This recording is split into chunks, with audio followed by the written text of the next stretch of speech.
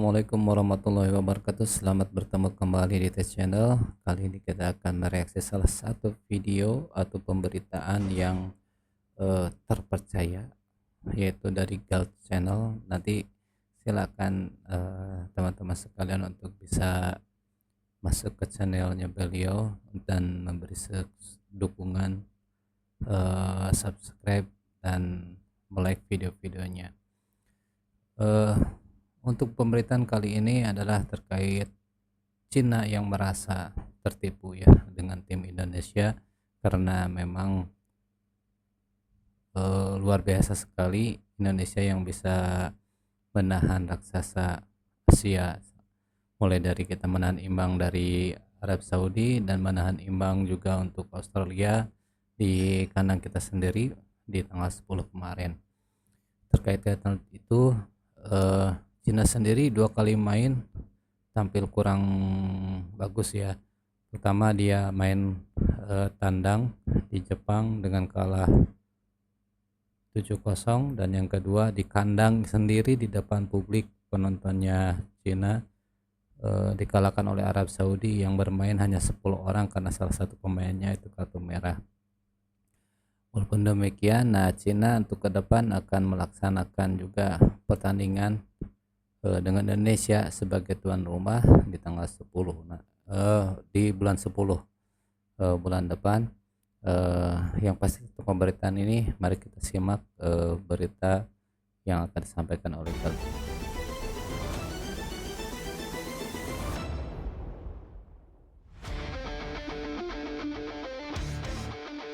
Ini pemain baru kita,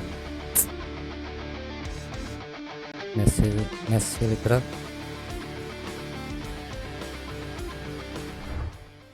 Timnas China benar-benar sedang dalam kondisi remuk redam pasca 2 kekalahan beruntun di round 3. Tiap dari 2 laga yang dilakoni, tim sejuta panda tersebut mesti takluk 7-0 dari Jepang dan 1-2 dari Arab Saudi. 7-0 oleh Jepang di sana ngamuk dan menuntut dan federasi 1-2 untuk oleh Arab memecat Saudi. Branko Ivankovic, sebab di bulan Oktober nanti mereka akan bertanding melawan Australia dan Indonesia.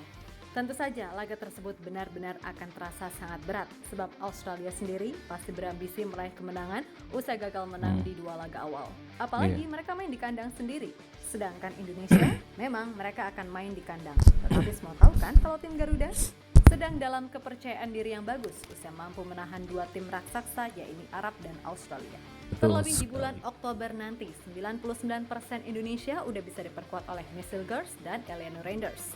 Sesuatu yang cukup mengejutkan buat China, karena pastinya Indonesia akan menampilkan game plan yang berbeda. Apalagi di laga away, Indonesia ini dikenal malah mainnya lebih lepas dan lebih bagus. Yap, bagi China, pengaruh Erick Thohir memang luar biasa. Mulai dari soal Martin Pas yang tiba-tiba bisa main pas lawan Arab, lalu Missile Girls dan Eliano ini yang kabarnya November baru bisa main, tiba-tiba Oktober bisa main. Ya mungkin itulah yang merasa Cina itu tertipu ya sama Indonesia, dan karena 2 pemain barunya yang akan dimasukkan oleh Indonesia sendiri yang awalnya November ternyata di Oktober udah bisa bermain untuk melawan China. Ya mungkin saking ketakutannya kali ya Cina oleh Indonesia.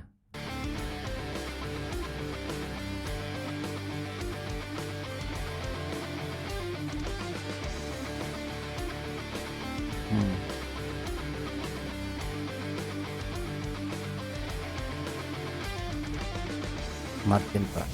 Angin segar kini sedang tertuju kepada timnas Indonesia. 2 poin hasil dari menahan imbang Arab dan Australia dinilai sangat positif untuk menyambut bulan Oktober dengan lebih percaya diri. Yap, sesuai jadwal, kalau tim Garuda bakal main melawan Bahrain dan juga China, dan semuanya away. Tentu saja bukan. Nah ini jadwalnya, silakan diingat-ingat. Jadi tanggal 10 bulan Oktober, 10/10/2024 jam 23 untuk melawan Bahrain hari Kamis, dan Selasanya 15 Oktober 5 hari kemudian melawan Cina. Kita melawat ke Cina 15 Oktober 2024 pukul 23 juga. Ya, bismillah ya. Rahasia lagi, kalau main away nggak tahu kenapa timnas Indonesia malah mainnya lebih bagus. Mungkin dari sisi tekanan publik, media, dan yang pasti rumput. Semua dirasa jauh lebih ringan ketika main away. Apalagi sesuai Iya benar. Menurut saya salah satunya adalah rumput ya, yang tidak bisa tidak kalau sepak bola modern saat ini rumput sangat berpengaruh gitu. Jadi dilihat pada saat bermain di Arab Saudi itu rumputnya sangat bagus sekali. Nah, pada saat di GBK juga bagus ya, hijau gitu. Cuman kayaknya tapi gak bisa gitu ya Indonesia itu main eh, kemarin di GBK itu rumput kayaknya eh, gak rata gitu, jadi gak semut si bola tuh gak apa ya, gak glindingnya itu gak semut gitu. Jadi ya itu yang mungkin jadi kenapa Coach Sintayong memilih memberikan bola panjang gitu ke depan gitu ya, karena tidak bisa bermain itu karena salah satunya lapang juga ya. Maaf kalau saya salah, silahkan komen ya. kabar terbaru kalau Miss Hilgers dan Eliano Rangers kabarnya udah bisa main di bulan Oktober nanti. Jelas hadirnya mereka berdua sudah pasti akan menambah kekuatan timnas dan peluang menyapu 3 poin jadi lebih terbuka. Ya.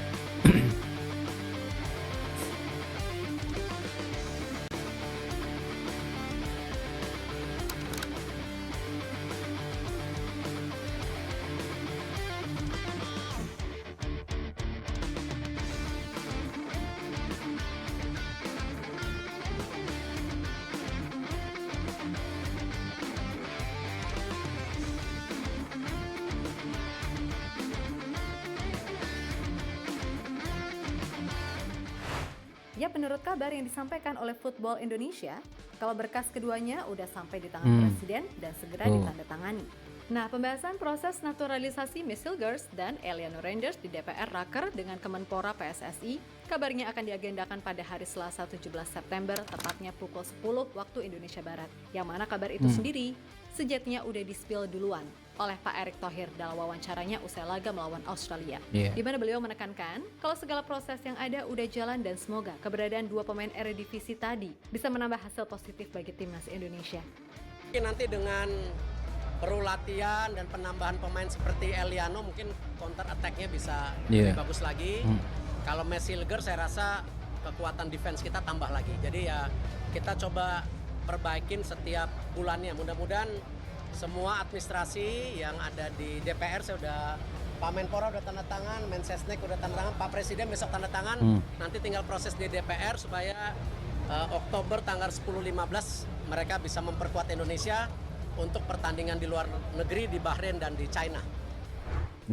Ya, berkaca pada situasi yang ada, jelas China sendiri seketika merasa bingung dan seperti diprank oleh ketum PSSI yang jago ini. Pasalnya mereka pasti udah mempelajari soal cara main Indonesia dengan skuad sekarang ini. Tapi dengan masuknya Miss dan Eliano sudah pasti semuanya berubah. Terlebih khusus Eliano, ini pemain kan bisa main di posisi mana aja. Jadi pastinya agak sulit bagi lawan memprediksi taktik Coach Shin dengan adanya pemain Pek Suole tersebut.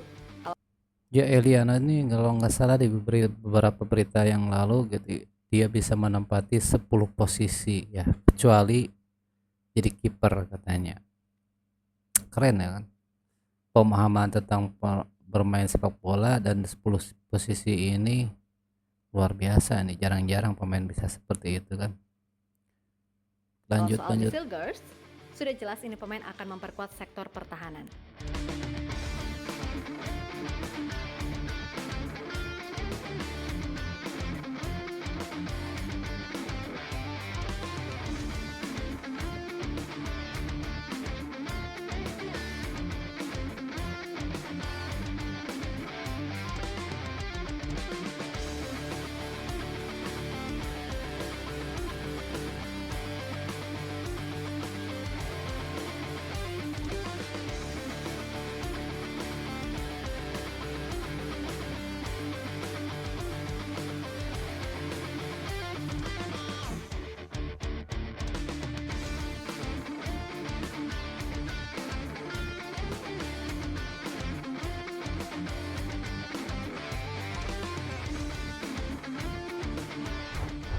Lebih lanjut, selain kondisi tadi, China sendiri memang sedang dalam kondisi yang remuk redam.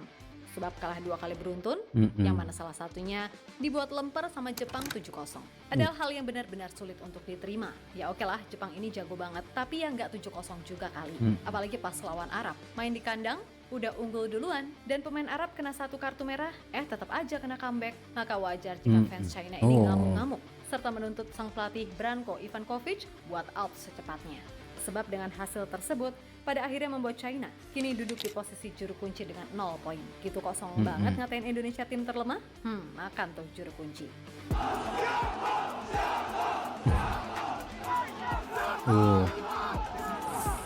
Ngeri ya.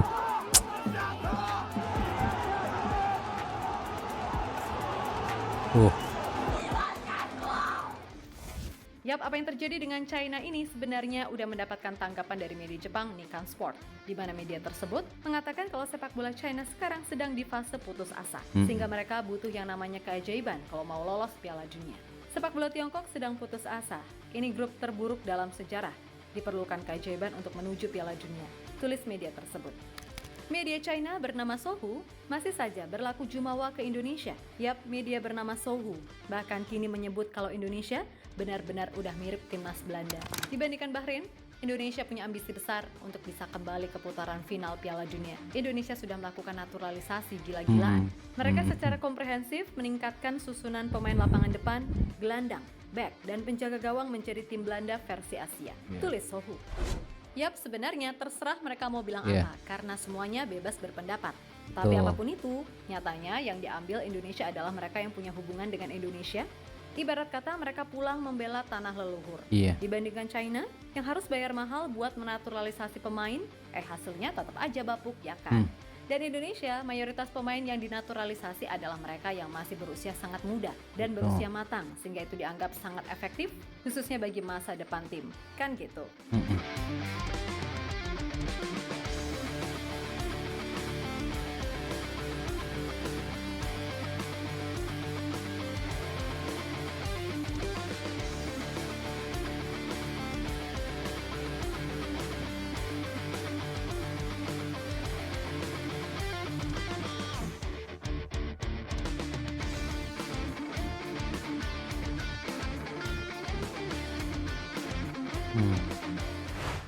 Yap, terlepas dari apapun pokoknya selama masih ada peluang ke Piala Dunia, apapun pasti akan dilakukan oleh PSSI untuk bisa membuat tim ini jadi lebih kuat.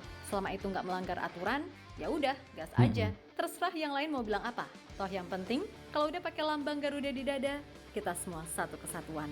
Dan ingat, jangan pernah meragukan nasionalisme mereka buat Indonesia. Maka dari itu, daripada saling ribut sana-sini, mendingan fokus aja. Apa yang bisa dikembangkan? Perbaiki kualitas liga dan pembinaan, lalu kumpulin lebih banyak pemain diaspora yang potensial. Niscaya, kekuatan sepak bola Indonesia akan benar-benar diperhitungkan di Asia. Oke?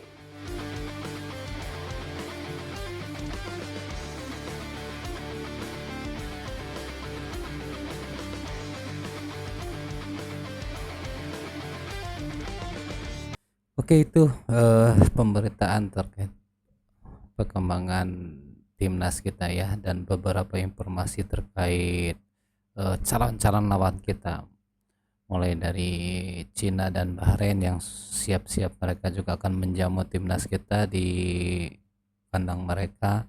Yang pasti saat ini PSSI sedang mengupayakan agar penambahan pemain demi kebutuhan tim untuk menjadi lebih baik. Itu kita doakan untuk diberikan kelancaran, kemudahan, dan jangan sampai ada yang cedera juga ya. Jadi mereka semuanya bisa fit, bisa stamina-nya juga tetap baik dan terjaga, sehingga pada saat waktunya nanti bisa bermain dengan maksimal. Selain itu pula sebagaimana tadi dikatakan di pas terakhir bahwa jangan mempertanyakan terkait